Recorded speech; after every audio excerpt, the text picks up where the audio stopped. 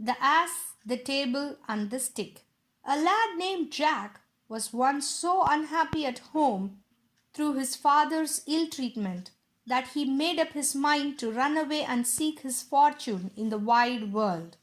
He ran and he ran till he could not run no longer, and then he ran right up against a little old woman who was gathering sticks.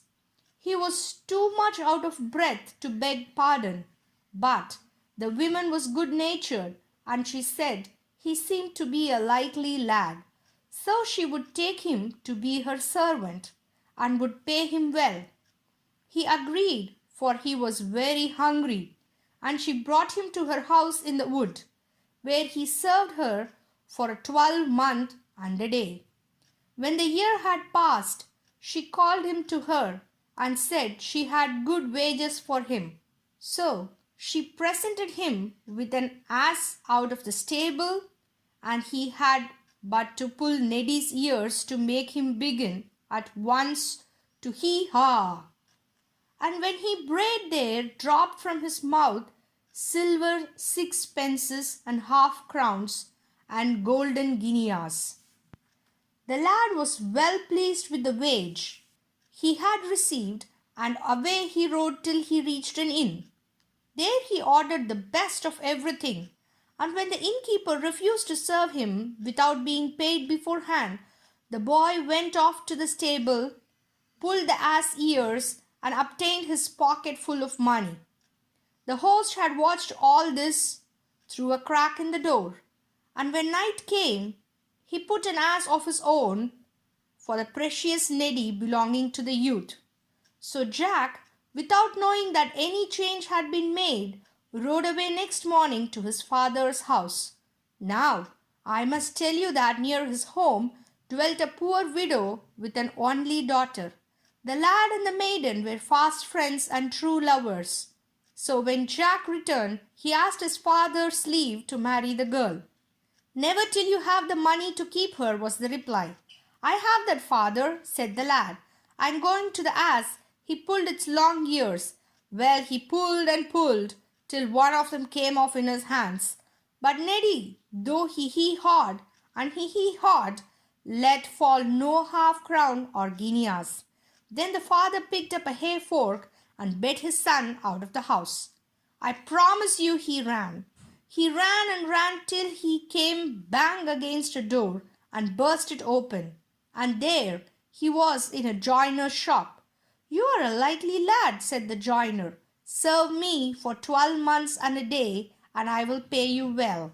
So he agreed, and served the carpenter for a year and a day. "Now I will give you your wage," said the master, and he presented him with a table, telling him he had but to say, "Table, be covered," and at once it would spread with lots to eat and drink. Jack hitched the table on his back, and away he went with it till he came to the inn. "Well, host," shouted he, putting down the table, "my dinner today, and that of the best." "Very sorry, sir, but there is nothing in the house but ham and eggs." "No ham and eggs for me. I can do better than that. Come, my table, be covered." So at once the table was spread with turkey, sausages, roast mutton, potatoes, and greens. The innkeeper opened his eyes, but he said nothing, not he. But that night he fetched down from his attic a table very like the magic one, and exchanged the two, and Jack, none the wiser, next morning hitched the worthless table on his back and carried it home. "Now, father, may I marry my lass?" "Not unless you can keep her." "Look here, father, I have a table which does all my bidding. Let me see it." The lad set the table in the middle of the room and bade it be covered. But all in vain. The table remained bare.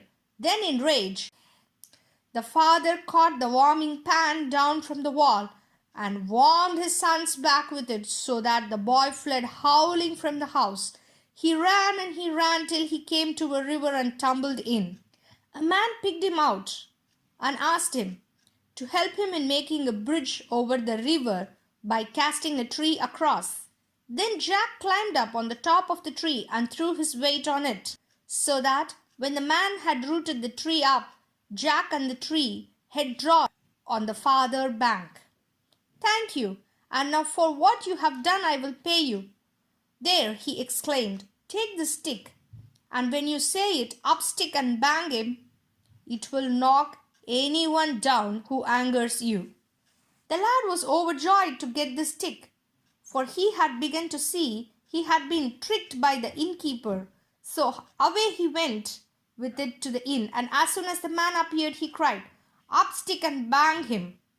At the word, the cudgel flew from his hand and battered the old fellow on his back, rapped his head, bruised his arms, tickled his ribs, till he fell groaning on the floor.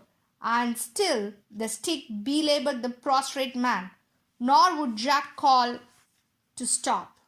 He got back the stolen ass and the table. Then he galloped home on the ass, with the table on his shoulders and the stick in hand. When he arrived there, he found his father was dead.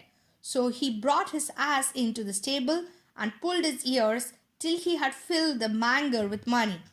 It was soon known that Jack had returned rolling in wealth, and accordingly all the girls in the place set their caps at him. "Now I shall marry the richest lass in the place, so tomorrow do you all come in front of my house with your money in your aprons."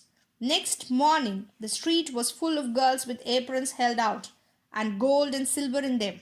But Jack's own sweetheart was among them, and she had neither gold nor silver, but 2 copper pennies, that was all she had. "Stand aside, lass," said Jack to her, speaking roughly. "Thou hast no silver nor gold. Stand off from the rest." She obeyed, and tears ran down her cheeks and filled her apron with diamonds.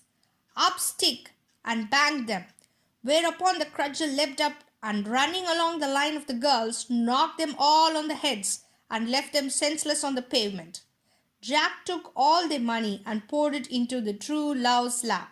"Now, lass, thou art the richest, and I shall marry you." The end.